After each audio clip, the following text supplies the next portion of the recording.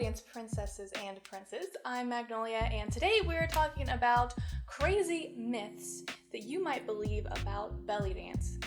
These insane myths and lies have been spread by people all over the world, and as a professional belly dancer, I have heard these myths thousands of times, and some of these myths are so crazy that even the most seasoned belly dancer would be shocked by what I'm about to show you. Belly dance myth number 5 is that belly dance came from harems who used to perform it as a way to entice their sultans or sheiks in order to win their affection and attention. Now, while it is true that harems did used to exist, it is not true that belly dance arose from that. Belly dance was around way before that, and it's never been shown anywhere in any sort of research or evidence that it was a big part of being in a harem. I'm sure there was some dancing of all sorts of types of wiggling and whatnot, but specifically belly dance being part of your job as being in a harem, not true. Funnily enough, I can say from personal experience that people still believe this is true. When I go out and do gigs, sometimes I take my husband with me, Ahmed. Here's a beautiful picture of him. And sometimes people will ask him how many other women he has that they can choose from for other sorts of performances. First of all, I'm in charge, okay? Second of all, he's not a pimp. If he was, we'd probably make more money. Shockingly enough, actually, men used to be the only ones allowed to perform belly dance in public or for large groups. So if you were watching a belly dance performance way back in that time, it was probably a group of men. Belly dance is also passed down through families, so a lot of mothers will teach their daughters, and grandmothers will teach their grandchildren, and so on and so forth. So it is actually a family-friendly dance form, and it's very normal that everyone in the family will get up and belly dance at big celebrations like weddings and birthday parties. All right, belly dance myth number 4. This one has a lot to do with body image and societal expectations of how women should look and how women feel that they should look. But what it is that people will often say, don't you have to be certain weight to belly dance? So they'll either say, don't you have to be skinny to belly dance, or don't you have to be bigger to belly dance? And they say both. I think the reason why people ask these questions is because they think that if you are bigger, you'll have more to jiggle for the belly dancing. And while yeah, jiggling is beautiful, you don't, again, have to be any size. Or they assume that you need to be skinnier to be more conventionally attractive to do the performance art as well. Again, not true. And this is actually kind of sad because you can be any size to belly dance, any body shape, any size, any gender, any age. Belly dance is special in that it is one of those few dance forms where you can be any body type to actually do it. Why? Because belly dance is low impact and the technique is made for longevity in dance. So there are still dancers in their 70s and 80s that are still belly dancing to this day. So if you are thinking that you might be the wrong type of size for belly dance, that's not true. Whatever size you are right now is totally the size for belly dance. Okay, belly dance myth number 3. And this is one that I hear so freaking much. I don't know why this one is so widespread, but people tend to think that belly dance is the same as Indian dance, or that belly dance comes from India, or that belly dance is the main dance form performed in India. I don't really know where this came from. I think it's because a lot of Indian dancers will show their belly because of the saris, and they have tan skin. So they're assuming belly button, tan skin, that's belly dance. No. Dude, I'm sorry to tell you this, but India is a totally different region than the Middle East. So here's a map of the Middle East, and you'll see all of the countries that are listed that are a part of the Middle East. The Middle East is where belly dance comes from. Now, here's a map of India. They're different. India has its own languages, culture, music, and lots of beautiful dance forms of their own, including Bollywood and Odissi and tons of others. The Middle East as well, its own languages, its own religion, its own culture, and these countries are where belly dance originated from. So, different.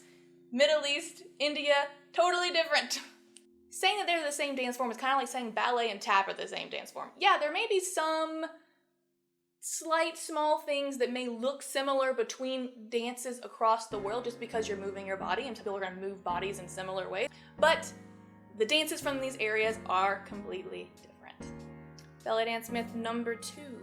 This one I found quite humorous, and apparently this myth is more commonly told in other countries than America, but I still think it's important to bring it up because it is so common and it's funny. I also don't even know where this myth came from, but the myth is that when you belly dance for an extended period of time, you will move the organs in your stomach and abdomen region. So your organs will actually change places or change their shape from belly dance. Do I need to explain this isn't true? If I could guess a reason why people might believe this myth, it might be because belly dance can be used to help prepare women for childbirth by loosening up the hips and, preparing the muscles to be stronger for childbirth. But that's not the same thing as actually moving your freaking organs around inside your stomach. So no, if you belly dance, you will not be changing the position of your internal organs.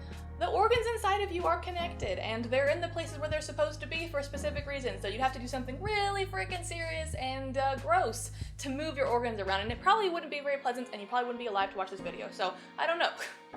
And the number one belly dance myth is, I'm sure you were already going to say this one, or you were already thinking this one, or you've already been told this one, you've already heard it, you've already seen it. I'm sure. It is that belly dancing is the same as stripping. No. Sorry. I bet that's disappointing for some of you. But this myth has got to be one of the largest challenges that we deal with as belly dancers. It's constantly at the forefront of what we do, unfortunately. Now, I do want to preface this with saying that I don't think there's anything wrong with stripping. If you're a stripper or know somebody who strips, I don't think there's anything wrong with that. It's totally fine. If you want to be a stripper and you're a consenting adult, that is fine. You do your thing. But it is important that we know the differences between stripping and belly dance, because the purpose of belly dance is different than the purpose of stripping. And the purpose of belly dance is not sexual, and it's not meant for the arousal of other people, whereas stripping usually is. This myth, I understand, is really easy to hear and believe because belly dance is constantly shown to you inaccurately through Hollywood and media. If you go see a real professional belly dancer, you'll see that there's huge differences between these performances, and you'll notice the main key ingredient of stripping is to strip off your clothes or to remove your coverings. In belly dance, we don't do that. We don't strip at all. So if you don't have the stripping ingredient, you can't call it stripping. Belly dance is also very family friendly. Children do it, as I mentioned earlier. It's performed at weddings and religious celebrations. So again, the intention of belly dance is not something that's adults only. Ugh. We have all seen tons of scenes portraying belly dance in movies and TV and fake belly dancers showing this art form as something that is stripping. And I think we all understand why the media portrays it this way. Obviously, it gets more views to make it something scandalous and exotic and ooh, a belly dancer. She's tainted. But as entertaining as that is, it's just not the truth. I'm thinking part of the reason why people think that it's related to stripping is because belly dancers expose their belly button. And it seems to be that belly buttons are extremely inappropriate and shocking. Like, oh my god, a belly button, please. Cover me, protect me. If you go to a pool or a beach, people are exposing way more skin than a belly dance costume would. So are you going to a community pool and thinking like, oh my gosh, this is just a hot tub of sin. All of these families are actually families of strippers. Look, they're all showing their belly buttons. Ugh! No, you don't think that. Why? Because it's just a belly button. It's not a big deal, really. Anyways, as you can see, I could rant about just myth number one for hours and hours, but you don't really want to hear that, or maybe you do. I don't know. Tell me in the comments below. But yes, those are the top 5 belly dance myths that we all hear and know and hopefully don't love. And now that you know, you can go and spread this information to everybody and show them how super smart you are that you know the truth about belly dance. With this new information, you can now go to friends' parties and you can be the one who, well actually, belly dance comes from the Middle East, which is not a part of India. And they'll all be so impressed and wowed by your great worldly intelligence and also might stop talking to you, but maybe you'll lose them as a friend, but you'll gain me as a friend because I respect what you just did. So I hope you enjoyed these top 5 belly dance myths. If you did, just let me know. And please subscribe for more belly dance performance, informational, and lesson videos on this channel. All of my social medias are down in the description box below. Thanks so much for watching. Bye.